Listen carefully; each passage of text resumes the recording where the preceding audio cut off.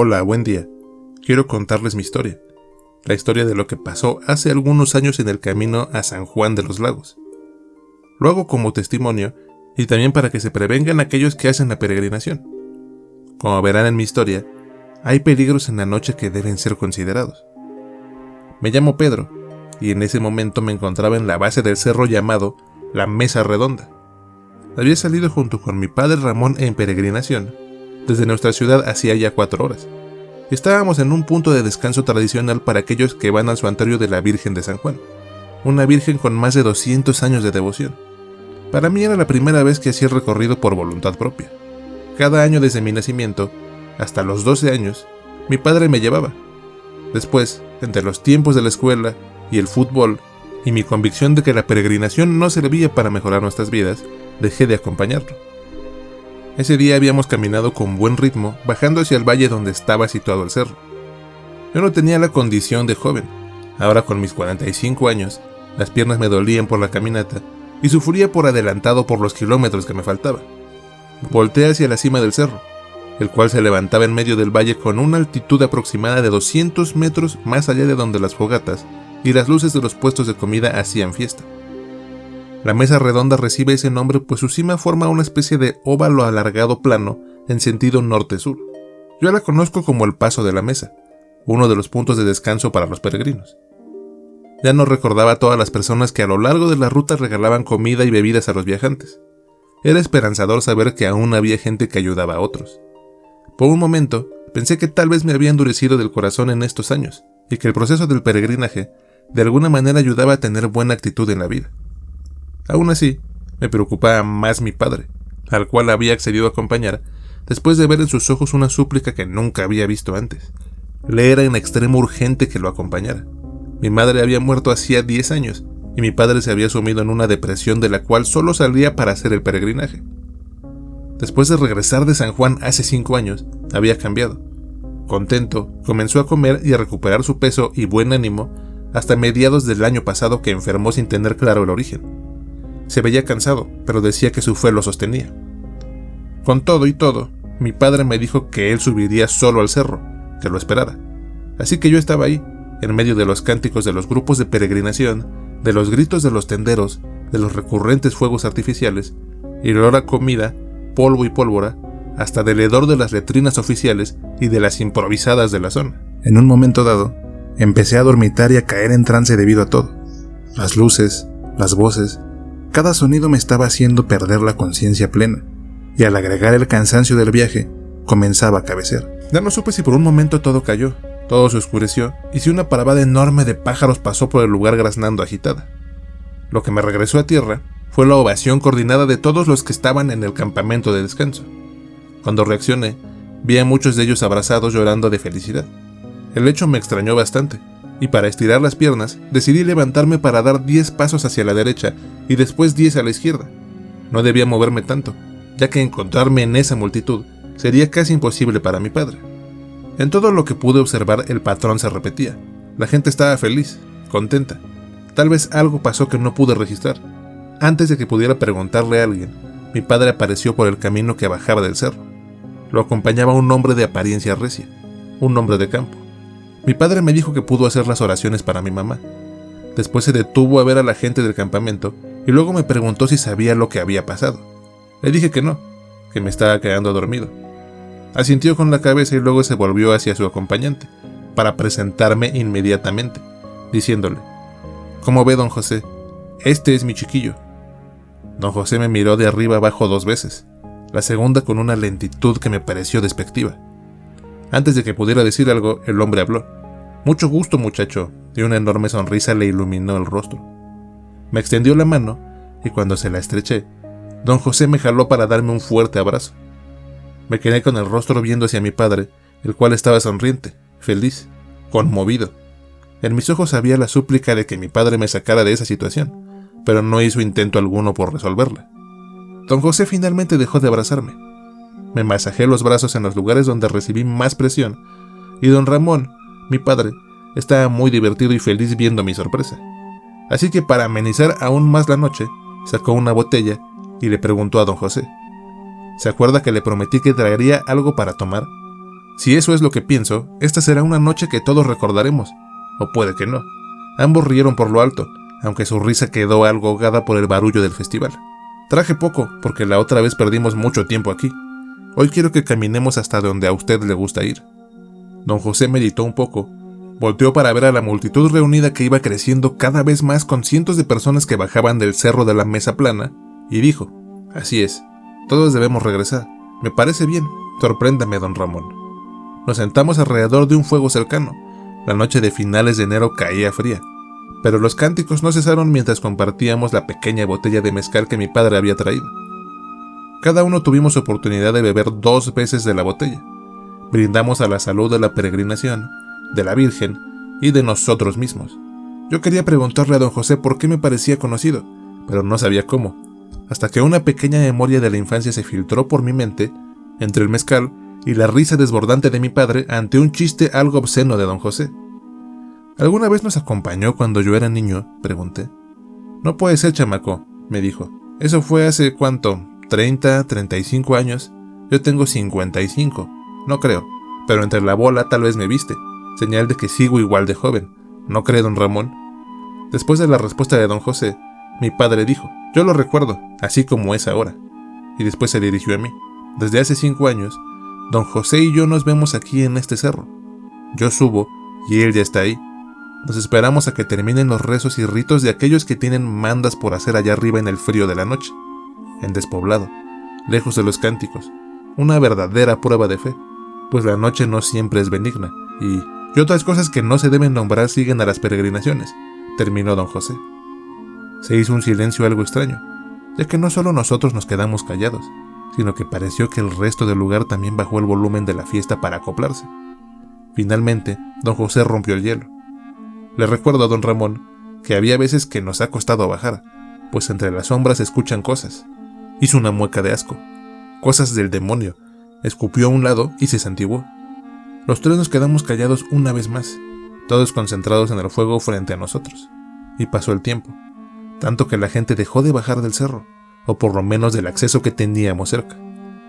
Padre, perdone la pregunta. ¿Cuánto nos falta? En verdad que no recuerdas.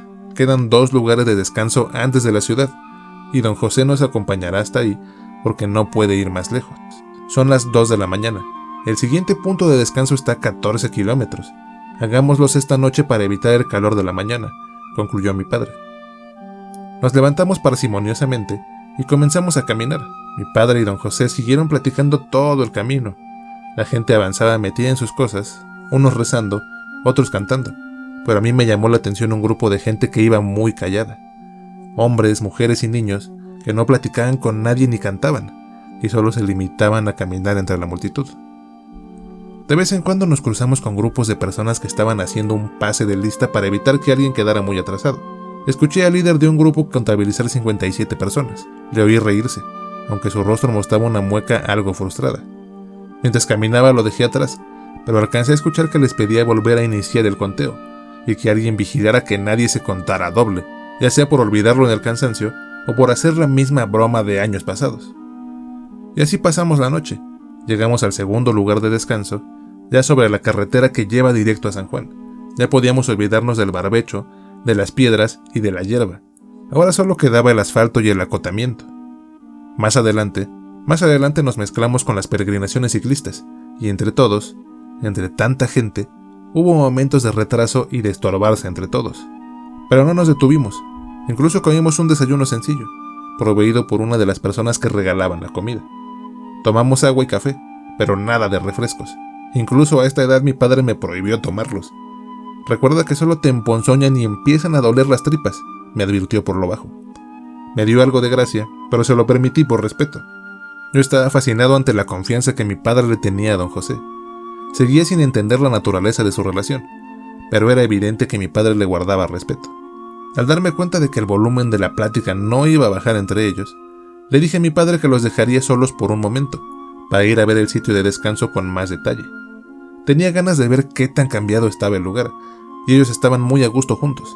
Deambulé entre la gente, vi los camiones guía de las peregrinaciones estacionadas a lo largo del lugar, y me percaté de que había gente dormida en las sombras que pudieron conseguir, Noté que la fila de los baños era larga y que había carpas instaladas por los buenos samaritanos del camino, que servían para dormir, descansar o platicar con la gente que venía de otros lugares y coincidían ahí. Me encontré al líder del grupo al cual escuché contarse durante la noche. Llegué con él, lo saludé y pregunté sin más. «Buen día, ¿siempre cuántos fueron?» «¿Cómo dice?» «Anoche, en el camino, lo escuché durante el conteo. ¿Siempre sí fueron 57?» El líder del grupo rió. «Déjeme decirle algo, salimos 49 personas. ¿Me podrá decir por qué van 3 años seguidos que los conteos de noche dan arriba de ese número? 49 personas llegaron a este lugar. Son los que debo resguardar. Las razones para que los números no den durante la noche se lo dejo a la Virgen misma. Ella sabrá sus razones». Se volteó y siguió en sus asuntos. «Ay, joven, ya ve, por hacer preguntas obvias, intervino una mujer de edad avanzada. Volteé a mi izquierda y vi a una mujer bajita que me llegaba al pecho. ¿A qué se refiere?» «¿Es tu primera vez? Ya estás grandecito para apenas empezar a venir. ¿Qué te pasó? ¿Un hijo cayó enfermo? ¿Tu esposa? ¿Qué manda estás pagando?» Las preguntas salieron una tras otra sin apenas respirar. Una parte de mí lo encontró gracioso, otra no tanto. «No, no y no, estimada señora», dije de la manera más amable que pude encontrar. «Entonces, vengo acompañando a mi padre». «Oh, excelente. La Virgen da dobles bendiciones a los que ayudan a otros. Vas a ver que te va a ir muy bien este año». La señora sonrió sincera. «Señora, ¿a qué se refería con preguntas obvias?» La señora volteó a ver a todos lados, incluso al cielo. Sonrió complacida. «Mire, joven, yo tengo 70 años de venir aquí, y le puedo decir que por las noches la peregrinación se llena de gentes que van dispersas y calladas. Peregrinos silenciosos, les dicen unos. Jamás miran para arriba, aseguran otros más. Los más prácticos dicen que son personas que se pierden. Nunca entendí ese término. Dicen que se pierden en el cansancio, que caen en un tipo de trance. Lo único que sé es que al amanecer nunca los vuelves a ver. Yo camino 5 días desde mi pequeño pueblo en Zacatecas, y cada noche hay más caminantes de los que hay durante el día. Lo bueno es que los rezos nos ayudan a prevenir que los maleantes nos hagan algo. Hay una clase de respeto por el peregrino que evita robos y esas cosas, pero de esos no debe preocuparse. Se lo digo pues, no sabe, durante las noches nunca se salga de los extremos de la peregrinación. De niño mi hijo los veía, hoy yo ya los empiezo a ver, quizás porque tanto de niños como de ancianos estamos más cerca de la muerte. Son sombras, cosas que solo esperan que nos descuidemos para... Un grito pidiendo ayuda nos distrajo. Una señora estaba consternada y a punto de un ataque de pánico. Otras personas se acercaron con la intención de ayudarla y saber qué pasaba. «Está muerto», decía la señora. «Está muerto». «Señora, ¿quién está muerto? ¿Dónde?», la cuestionaban, pero la señora solo repetía que estaba muerto. Un hombre comenzó a preguntar si alguien la conocía. De la multitud salió un muchacho que llegó con la señora. La pudo calmar y finalmente pudo aclarar su dicho. «El joven bajo el mezquite, allá», señaló al fondo del campamento. Me acerqué a darle una torta y un vaso de agua. «Está todo quieto, todo quieto». Comenzó a llorar y se abrazó de su conocido. La señora y yo comenzamos a movernos hacia el fondo del campamento para ver al joven. Varias otras personas se apresuraron para llegar antes. «Que nadie lo toque, necesitamos a los de la Cruz Roja o a algún médico». «Yo voy», dijo un chiquillo y salió corriendo a buscarlos. Varios de los que se acercaron comenzaron a rodear el árbol y formar una cadena con las manos. Bien hecho. Así hacen 2 cosas, evitan que alguien se acerque y nos da oportunidad de rezar por él. «Venga, únase a la gente», me dijo la señora. Nos unimos a la cadena y la mujer comenzó a hablar. «Mi nombre es Altagracia de la Santísima Asunción, y lo que le puedo decir es que este muchacho está a salvo. Bendito por la Virgen. Debía llegar hasta aquí, y así lo hizo. Cumplió, y la Virgen se lo llevó. Alabada sea. Vamos, recemos por él». Cerré los ojos y comencé a seguir las oraciones. Sin saber cómo, comencé a llorar por el alma de ese joven, y tal vez por la mía propia. Sentí que un espíritu de camaradería y solidaridad me invadía mientras compartía este rito con la comunidad. Me sentí agradecido de seguir vivo y tener tiempo con mi padre, un agradecimiento que nacía de estar ahí en ese momento. Pasó el tiempo y la señora me sacó de mi trance. Una camilla de la Cruz Roja ya se estaba llevando el cuerpo que había muerto bajo el mezquite. La cadena se había terminado. «¿Cómo se llama, joven?», me preguntó la señora. «Me llamo Pedro. Falta una noche para llegar a San Juan, Pedrito. Prométame que no se apartará de la peregrinación». Me tomó del brazo con fuerza, con una expresión de súplica en su rostro. Señora, le quité la mano de mi brazo con suavidad y continué. Le aseguro que después de este día, entre su plática y el muertito, lo que menos haré será separarme de mi padre. Con permiso y muchas gracias. Encontré a mi padre dormitando un poco al lado de don José. Se le veía con una paz que hacía tiempo había perdido. Me acosté a su lado y también me dejé dormir. Recuerdo ir caminando en medio de la peregrinación, procurando siempre tener a alguien a ambos lados para confirmar que seguía en el camino correcto. Mi padre y don José iban adelante de mí a mayor velocidad, así que tuve que hacer un esfuerzo extra para no perderlos. Eso lo lamento, pues un paso irregular cansa más, y así lo fui sintiendo. A pesar de haber dormido, en algún momento de la noche, comencé a caer en ese trance del que hablaba la señora. Mi mirada se iba concentrando en la luz de una linterna en el suelo que me marcaba el camino. Seguía la luz mientras mi sentido cinético me decía que aún estaba rodeado de personas, que no había problema, que estaba en medio de la peregrinación. Un aleteo en el cielo me sacó del trance. Me encontré con que la luz de la linterna se apagó en ese momento. Me detuve sorprendido por el cambio de estímulo visual. Una ráfaga de viento helado me dio el indicio de que ya no había gente a mi alrededor. Así que volteé asustado y vi que la línea de la carretera y las linternas de los peregrinos se encontraban a cientos de metros de distancia. Empecé a correr esperando no encontrarme con algún obstáculo o piedra en la densa oscuridad. No supe si dejé de la lámpara atrás o si nunca tuve una conmigo, pero ahora todo lo que sabía era que la salvación estaba en la luz frente a mí, y me aferré totalmente a esa idea. No quería entrar en pánico, pero prácticamente estaba corriendo de vuelta, mientras en mis adentros, una parte de mí observaba muy interesada ese dilema, diciéndome a mí mismo, si sobrevivo a esto, tendré muchas cosas en las cuales meditar al rato, aunque para ello tengo que no morir primero. Un viento que soplaba de frente me trajo un murmullo apagado pero muy reconfortante. Eran los rezos de los peregrinos que me invitaban a acercarme a ellos con la esperanza de que con su gracia pudiera ser salvado. El aleteo de cientos de aves se acercaba a mí desde las alturas, y también había algo en el asfalto a mi espalda que me pisaba los talones, o por lo menos eso es lo que pensaba, o lo que creía que pensaba, o lo que pensaba que creía que estaba imaginando. Todo era como un mal sueño, así que comencé a reír. ¿Qué importaba si era mi imaginación o no? ¿Qué importaba si estaba delirando o si era real la persecución? La luz y los rezos eran la salvación, lo tenía muy claro, así que seguía avanzando como un loco carcajeándose por su triste destino. De pronto, vi una luz que se desprendía de la peregrinación. Luego eran 2, y luego 3.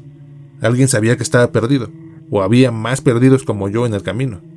Fuera cual fuera el caso, la idea me heló la sangre y me llenó de terror. Lo que me perseguía por tierra gruñía y aceleraba el paso. El sonido de los aleteos se alejaba, pero después regresó con más fuerza. Es posible que mi fin estuviera cerca, así que cerré los ojos e imaginé un giro final de la paravada antes de descender para atacarme, cuando de pronto sentí la fuerza de una tacleada que llegó del frente. Al caer perdí el aliento y comencé a boquear buscándolo desesperadamente. Algo me detuvo de levantarme y de seguir mi frenética marcha. «Quédate abajo», me dijo una voz. «Que te quedes abajo», dijo un hombre que me empujó con brusquedad al suelo. Giré un poco a la izquierda y sin levantarme comencé a buscar el aire que me faltaba. Finalmente mis pulmones recordaron su función y en una inspiración fuerte recuperé el aliento. Jadeaba sin control mientras la dosis de adrenalina se disipaba lentamente, causándome un frío intenso que me hacía temblar y un miedo profundo. «Si tienes que llorar, hazlo», me dijo la extraña voz que resultó ser la de don José. El hombre silbaba una tonada aguda de campo que ni siquiera el viento podía detener. Las 3 luces se colocaron sobre nosotros en poco tiempo, y aunque seguía aturdido, entendí que para esas luces encontrarnos no sería un consuelo. En la tienda médica del último lugar de descanso, fui revisado por una doctora.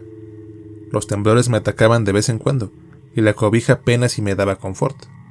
La doctora terminó de atenderme y me dijo: «Salvo algunos moretones en la espalda y su fuerte estado de shock, el cual ya está pasando, está usted bien, aunque le recomiendo esperar unas horas antes de continuar». «Gracias, doctora», dijo mi padre desde la entrada de la tienda. «No se preocupe, tenemos la intención de llegar a San Juan al atardecer de este día». Pasamos el día en el último campamento antes de entrar a San Juan. Nos sentamos a comer un plato de carnitas, y ahora sí, mi padre me concedió un refresco. Nos quedaban 10 kilómetros para llegar al santuario, pero todo ya era dentro de la ciudad, y no se requería un gran esfuerzo. pudimos ver el monumento a la Virgen que marca el inicio de la ciudad. Su estructura representaba unas manos en señal de adoración, y en medio de ellas se formaba la imagen de la Virgen. Y presenciar ese paisaje justo al atardecer fue una magnífica experiencia después de los horrores de la noche. Don José y mi padre mantuvieron su plática continua. Después dormitaron por un buen rato. Yo comencé a atar cabos al mediodía, y una idea se formó finalmente en mi mente. Don José, ¿cómo me encontró sin linterna? No lo vi llegar a mí. Don José le dedicó una mirada a mi padre, y este se encogió de hombros como dándole permiso de que me dijera si quería. Porque puedo orientarme en el campo de noche sin necesidad de luz, y tengo buen oído, todo lo pude oír. Solo por eso, jovencito, y agradézcalo, eso lo salvó. La respuesta no me dejó satisfecho, pero estaba muy cansado como para discutir. Sabía que las probabilidades de ser encontrado tan rápido eran muy bajas, y la evidencia era que los otros que salieron de la peregrinación no fueron encontrados, por lo menos que yo supiera. Padre, dime, ¿por qué nos detenemos todo el día aquí? Estamos a 2 horas de llegar al santuario. Mi padre fue quien ahora le dedicó una mirada a don José, y éste le devolvió el gesto encogiéndose de hombros permisivamente. Para pasar la mayor parte del tiempo posible con don José, él se queda aquí. Una vez más no discutí, porque no sentía ni fuerza ni ánimo de hacerlo. Aunque no entendía del todo lo que sucedía entre ellos, sabía que don José ayudaba a que mi padre se sintiera mejor emocionalmente. Los dejé seguir hablando y me levanté para moverme por el campamento. Al acercarme a la zona de llegada de las peregrinaciones, me detuve por un segundo refresco para reanimarme, y mientras lo tomaba, vi llegar al líder del grupo de 49 personas. Dudé por un momento, pero me acerqué para preguntar. Hola, ¿sí llegaron los 49? El líder del grupo me reconoció, aunque por su semblante fue evidente que la pregunta le había molestado. Me vio de arriba a abajo 2 veces. Tal vez entendió por lo que pasé, tal vez no. Todos llegamos, pero otros grupos no tuvieron tanta suerte.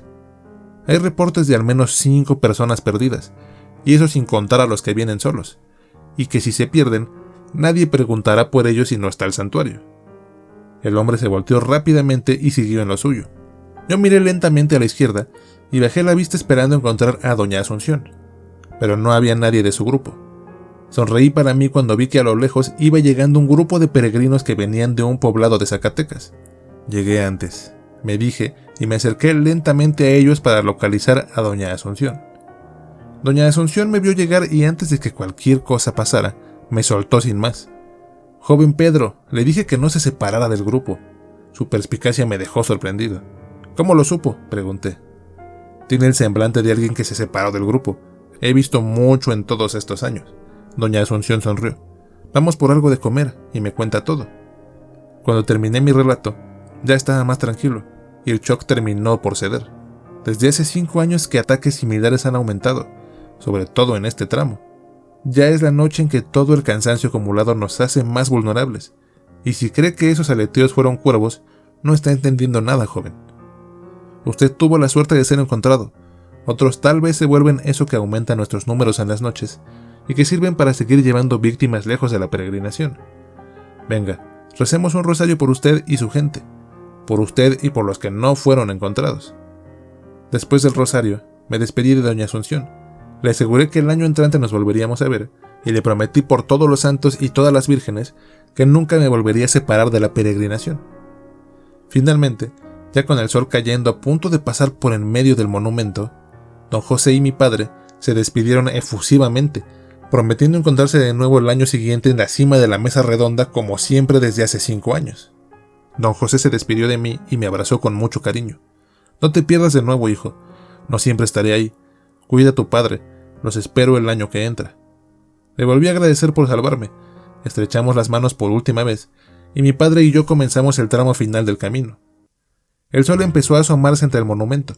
Parecía que la Virgen nos llenaba a todos con su luz y su bendición.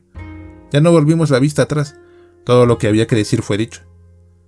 Mientras seguimos iluminados por el sol, le pregunté a mi padre la verdadera razón de hacerme venir con él, y mi padre me miró un momento dubitativo. Esperaba decírtelo en el viaje de regreso, en el camión, pero creo que es un buen momento. Lo encontré o me encontró hace 5 años en la cima de la mesa redonda. Subí a hacer algunas oraciones a nombre de tu madre, y se me acercó. Desde el principio entendí que no sabía quién era. aunque a veces hablaba de cosas que me permitían entender que en ciertos momentos toma conciencia de su situación. Cuando pude conciliarme con la idea de quién era él, decidí aprovechar todo el tiempo que pudiera. Siempre se queda en el último puesto de descanso, nunca entra en la ciudad.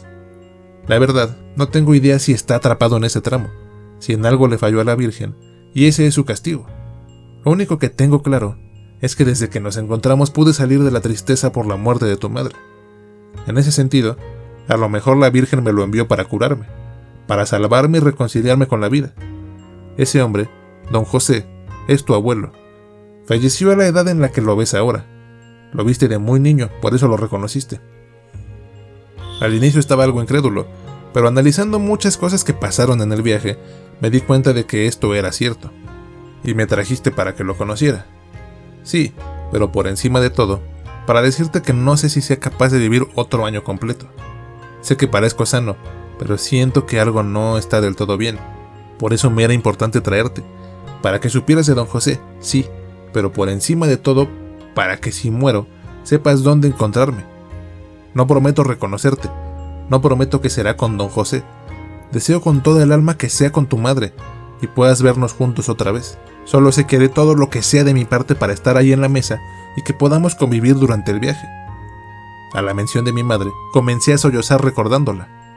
Claro que estaría ahí con la esperanza de verlos juntos, felices como en los viejos tiempos.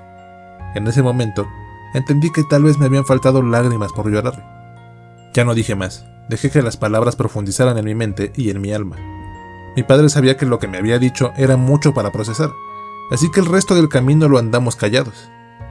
En el atrio del santuario, en medio de toda la gente, de toda la devoción que se percibía como un ente físico que flotaba entre todos, yo le juré a mi padre por la Virgen que no dejaría de acompañarlo desde ese momento, y que cuando muriera, subiría a la mesa redonda para encontrarlo, y que un día le presentaría a sus nietos. Esa fue mi historia. El tiempo ha pasado, y ya era momento para hablar de ella. Espero que para muchos esta anécdota sirva de esperanza, pero también de alerta. Cosas oscuras siguen rondando las peregrinaciones. Entes malditos siguen mezclándose entre nosotros para separarnos del camino, y los aleteos en la noche no son de aves que podamos reconocer. Si quieres que alguna de tus historias o relatos aparezcan en Relatos Terroríficos y dónde encontrarlos, pueden mandármelas al correo elrincondelosmalditos795@gmail.com, donde las estaré leyendo gustoso, y si logran atraparme, seguramente les dé vida en un video como este. Por último, quiero invitarlos al Patreon del Rincón de los Malditos, y si gustan apoyarme, les estaré eternamente agradecido. Todas sus aportaciones serán destinadas a mejorar este canal y para impulsar los otros proyectos en los que estoy trabajando actualmente. De igual modo, un like, un comentario y compartir este video son acciones que me ayudan más de lo que se imaginan, y agradecería profundamente si pudieran ayudarme de esa manera. Muchas gracias si han llegado hasta este punto, y vuelvan pronto para escuchar más relatos terroríficos y dónde encontrarlos.